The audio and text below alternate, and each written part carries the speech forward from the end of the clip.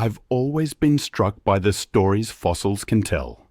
Stories that go far beyond just scientific data.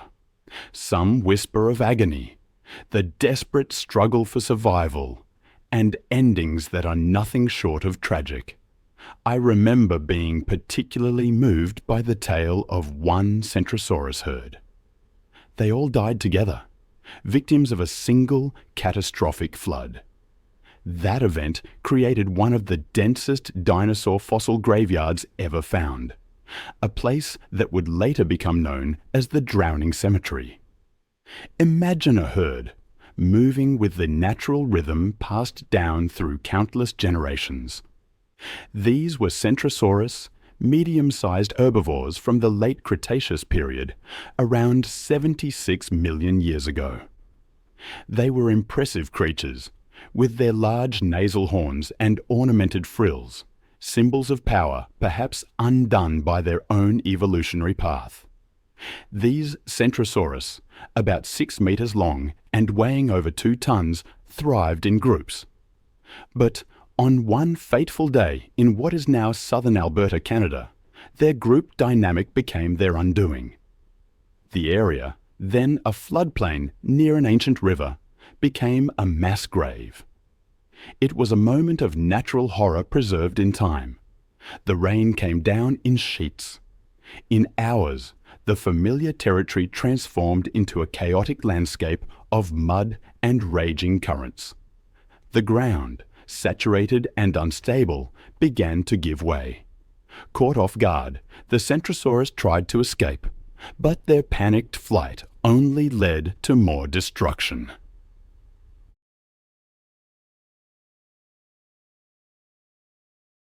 Those at the front stumbled first, many trampled by their own herd. Others were swept away by the floodwaters, dragged into lower areas and buried alive by the consuming mud. Some, the young or already weakened, simply couldn't keep up. Death came swiftly for some, a slow agony for others. What was left was a tangled mass of bodies, compressed under the crushing weight of flesh, bone, and earth. Then silence. Decomposition yielded to fossilization, and horror transformed into a geological record. Millions of years later, humans would carefully excavate that soil with brushes and spatulas, showing a patience that rivaled the vastness of time itself. Paleontologists eventually revealed an unprecedented discovery. More than 10,000 bones belonging to a single species in a single location. The Drowning Cemetery had given up its secrets. The scientists' interpretation was immediate and stark. This wasn't the result of deaths spread across generations. It was a single event, a sudden catastrophe that wiped out an entire herd. The uniformity of the fossils, the lack of erosion on the bones, and the absence of signs of predation all confirmed the grim truth. Everything there spoke of urgency, desperation, and tragedy. Then there's the story of the Triceratops with the infected bite. I often think about this one. Picture an animal over 9 meters long, weighing perhaps 12 tons, moving slowly across the plains of a lost world. This was Triceratops Horidus.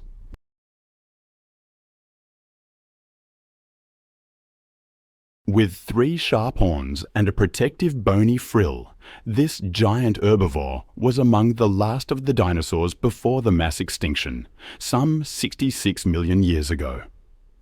But one particular fossil tells a dark tale of pain, survival, and profound violence. In this specific fossil, it wasn't just the well-preserved skull that caught the paleontologist's attention. It was the perforations in the vulnerable areas of the facial bone. Analysis revealed a specific pattern, a curvature, a spacing, and a depth that pointed to only one culprit, Tyrannosaurus rex. The powerful jaws of this predator could exert a force of over 5 tons, enough to crush bone and tear away chunks of flesh. But the truly remarkable thing is that this Triceratops didn't die during the initial attack. The bone around the perforations showed clear signs of irregular growth, the body's attempt to heal. It was an inflamed bone callus, typical of infection. The Triceratops survived. This discovery changes the narrative of the late Cretaceous food chain. It wasn't a simple predation scene. It was a complex drama: attack, survival, infection, continuous pain, and ultimately a slow death. The skull bears witness not only to a brutal fight, but also to the resilience of a wounded animal struggling to carry on. The infection that took hold in the perforations was severe. The disorganized bone growth indicates that the body reacted however it could.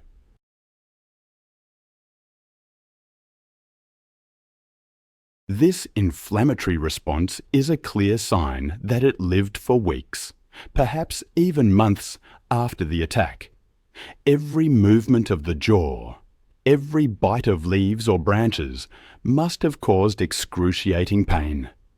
And then there's the fossil known as the fighting dinosaurs. It comes from the heart of the Gobi Desert, one of the most inhospitable regions on the planet. It's one of the most dramatic testimonies from the age of dinosaurs. A moment frozen in time more than 70 million years ago, where life and death became intertwined in a fierce dance. This is Protoeratops versus Velociraptor. Two names, two destinies sealed in a confrontation as brutal as it was intimate. On one side, Protoeratops, a medium-sized herbivore with a large bony frill and a beak as sharp as scissors. There's a fossil that reveals the precise instant of combat. A velociraptor, leg raised, driving its killing claw into the neck of a Protoceratops. In response, the herbivore, with its powerful jaws, biting down hard on the attacker's arm. Immobilized, locked in a final act of struggle, neither would be victorious. I've spent years studying such moments, these frozen scenes of ancient life. The sand, rich in minerals and compacted over time, became an extraordinary agent of preservation. The fossil preserved not only the bones, but also maintained their relative positions. The limbs, the teeth, the claws, everything is there, frozen, as if time itself had paused to record the raw ferocity of nature.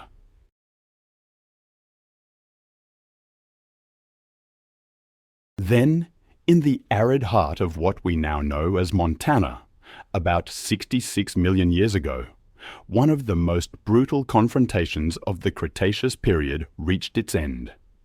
There, amid a world dominated by colossal reptiles, the sound of death echoed with a dull impact, muffled by a blow of unimaginable force.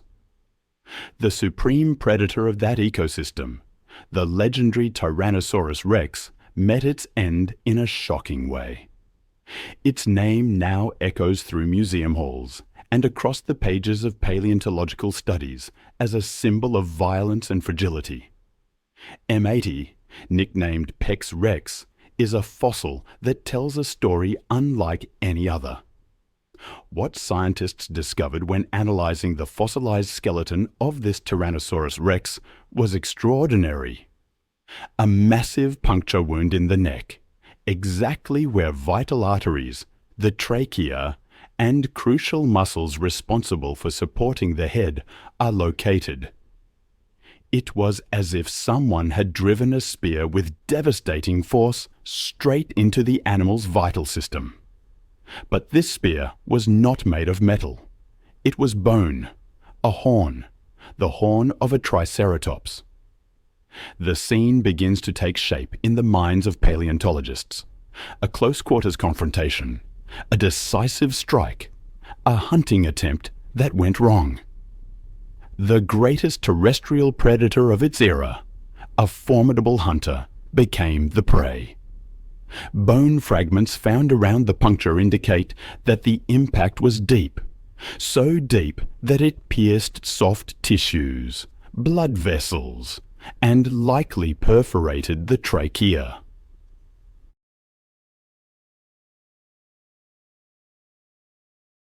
There are no signs of healing at the site of the wound, no attempt by the body to initiate a recovery process. This can only mean one thing: the blow was fatal, or, at the very least, the direct cause of death. The fossil MO980 was discovered in 1997 by a geologist named Bob Harmon, while excavating a region known for its Cretaceous deposits. The nickname Pex Rex was given in honor of Louis Peck, the owner of the ranch where the fossil was found. Since then, Pex Rex has fascinated scientists and the public alike because of its story, because of its end, because of its silent message written into every fracture, every shattered bone. And then we have mass group deaths. Dinosaurs buried alive. In many parts of the world, paleontologists have unearthed true dinosaur cemeteries, with skeletons tangled together as if the animals died in the midst of a desperate attempt to escape. And that is exactly what happened.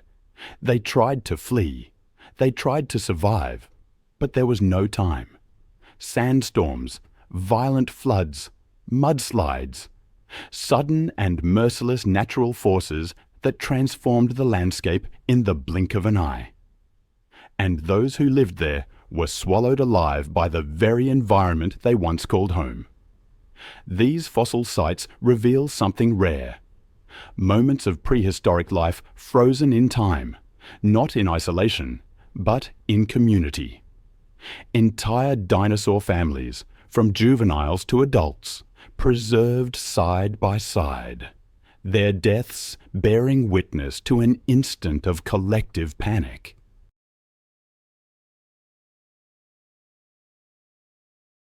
These were not natural deaths, isolated or spread out over time.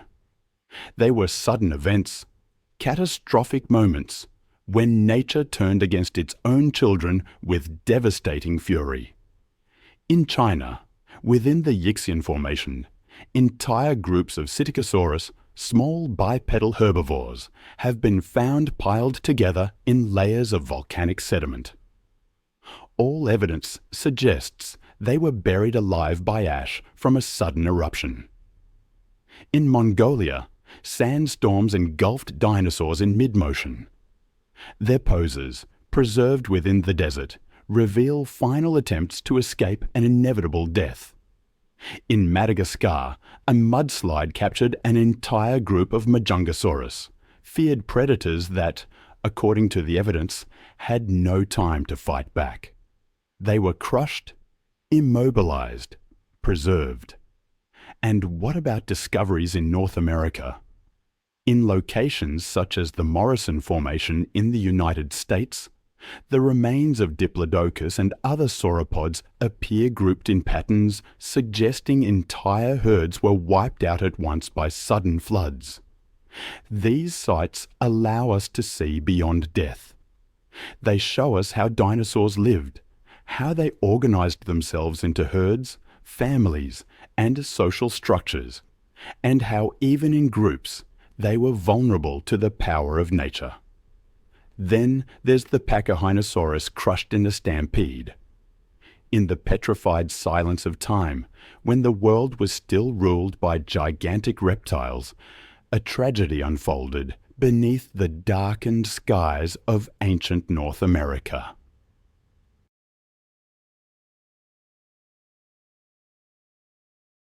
These bones belong to Pachyrhinosaurus, a gregarious herbivore whose head was adorned with thick bony bosses rather than sharp horns. But it is not this animal's appearance that draws attention. It is the way it died. Paleontologists carefully excavating a vast rock formation in what is now the Canadian territory of Alberta encountered a macabre scene. Dozens of Pachyrhinosaurus fossils stacked atop one another, with bones crushed and fractured. I sometimes find myself haunted by the image of the Patrinosaurus herd. Imagine dozens of tons of flesh and bone, a living mass of desperation. The fossils tell a terrifying story. A herd in a frenzy, running chaotically, perhaps startled by a wildfire or a sudden storm. The pattern of fractures on their skeletons doesn't suggest a sudden fall or a predator attack. It speaks of something far more chaotic, a stampede. Compression marks indicate these animals collided with one another in a desperate flight. Among the fossils, scientists have found juveniles, adults, even hatchlings. It seems they lived and died as a family or social unit. Patrinosaurus, though imposing, was a peaceful herbivore with complex social behavior. Evidence suggests they cared for their young, perhaps protecting them in defensive circles like modern elephants. But no defensive formation can withstand panic. It's not clear that death came immediately for all of them.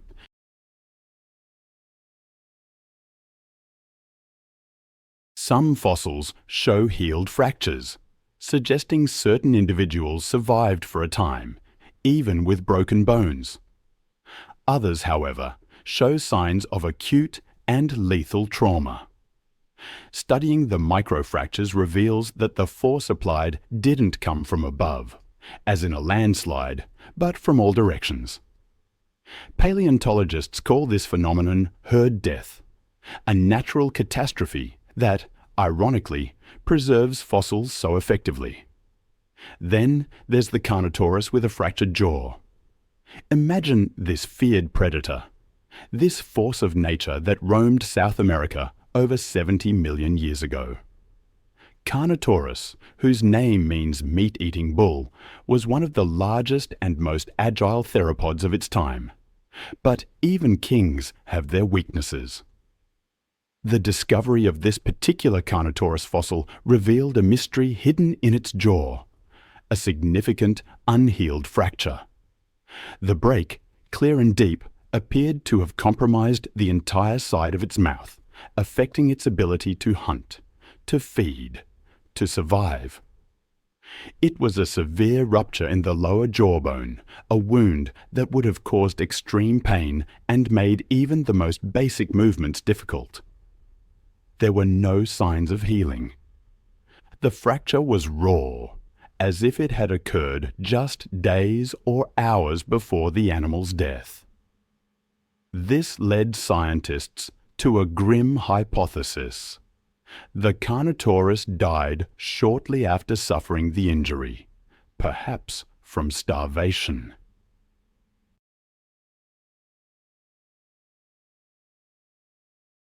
Unable to fully open its jaw or apply the force necessary to seize and kill prey, it may have been condemned to waste away, a predator transformed into a shadow of what it once was. Now consider the Tyrannosaurus rex, with bite marks on its bones from another Tyrannosaurus rex. In a landscape fossilized more than 66 million years ago, this giant once reigned as the supreme sovereign of the Cretaceous. Its name, Tyrant Lizard King, accurately describes its magnitude in Mesozoic ecosystems. But even kings face challenges. A fossil discovered in Montana revealed bite marks on its bones made by another Tyrannosaurus rex.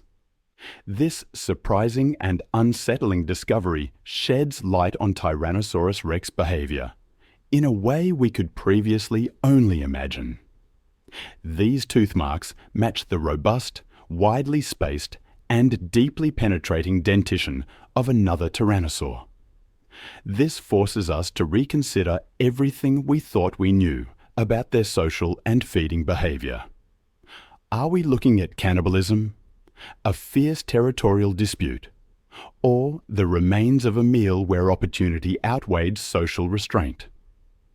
Measuring 13 meters in length, nearly 4 meters tall at the hips, and possessing a jaw capable of exerting up to 6 tons of pres, Tyrannosaurus rex was not merely a predator. It was a bone crusher. Its banana-shaped teeth were capable of crushing not only flesh, but bone. Imagine teeth, those very teeth, leaving their signatures on fossil remains.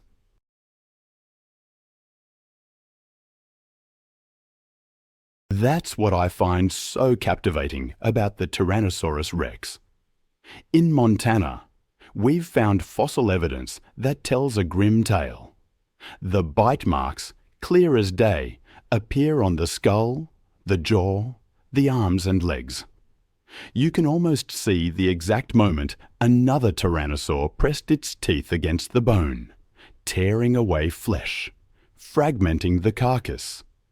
It's like a time capsule, offering a glimpse into behaviors we could never fully grasp from textbooks alone. But what does it all mean? Was Tyrannosaurus rex eating its own kind? And if so, why? The most widely accepted idea is opportunistic cannibalism. In the wild, hostile environments of the late Cretaceous, food was scarce. This could have driven even the largest predators to feed on the bodies of their dead. It's not unheard of in the animal kingdom, even today. Crocodiles, sharks, bears, they all sometimes practice cannibalism when the circumstances demand it. Why would it have been any different 66 million years ago? Or consider this more dramatic possibility. A fight between 2 Tyrannosaurus rex individuals over territory, mating rights, or dominance over a kill. The victor, in the end, consuming parts of the defeated rival. We see this behavior in modern predators too. Wolves, for example, will kill members of rival packs and then feed on them. In this light, Tyrannosaurus rex becomes something more than just a killing machine. It becomes an animal with complex social behaviors, where the stakes were incredibly high.